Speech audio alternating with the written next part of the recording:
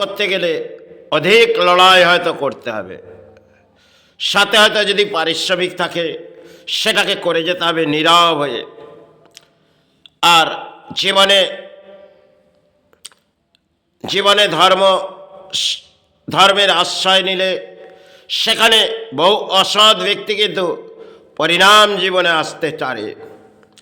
কারণ ধর্মের আশ্রয় যারা নিয়েছেন, আর বর্তমান সময়ে তো এটা ব্যাখ্যা দেওয়া যায় না, কিন্তু এখন বর্তমান সময় হচ্ছে অসতে ভরাডুবি সমাজ।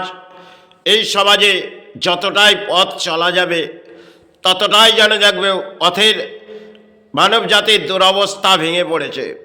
কারণ হয়তো ধর্মের মাঝে আপনি আশ্রয় নিয়ে আসছেন, কিন্তু এই সমাজ হয়তো কিছু সঞ্চয়ের অর্থ বিলীন করবে। এটা আজকে একটা সমাজের এক অঙ্কের খেলা। অর্থ নিয়ে সমাজে মানুষ হাহাকার করছে।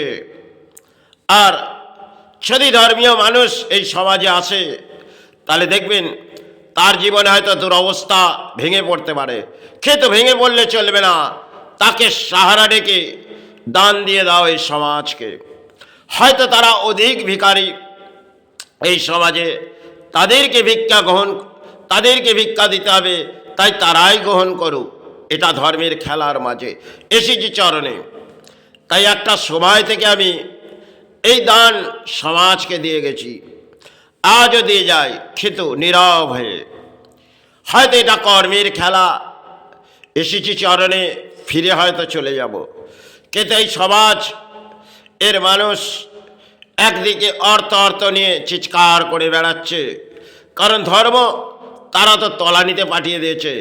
আজকে একটি ধর্মের সিঁদুর করে দেখবেন কিছু মানুষ তারা যেন পথে নামে কর্ম করতে, আর অসৎ বলে তাদের আত্মভিত্তির মাঝে আছে, কিন্তু ওটা ধর্মের মাঝে আশ্রয় নয়।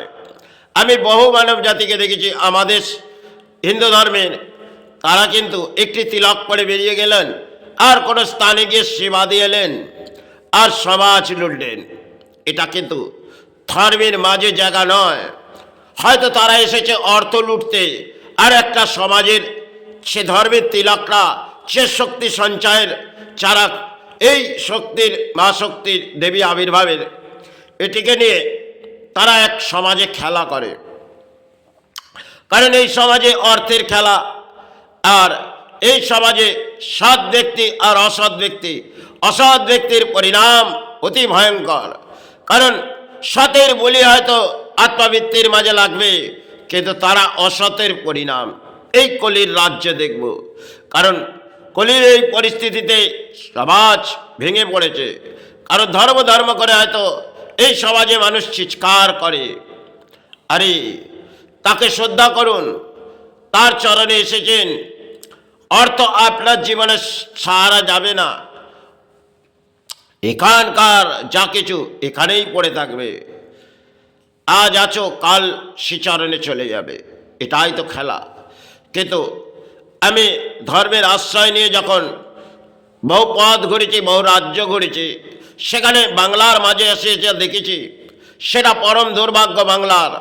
কারণ এই বাংলার মাঝে আর ভারতবর্ষের মাঝে বহু রাজ্য ঘুরেছি, তাদের যে পরিণাম যদি ব্যাখ্যা করি, কারণ বাংলার মাঝে দেখবেন যাদের কাছে অর্থ আছে তারা এই ধর্মের জ্ঞান তারা জানে না। কারণ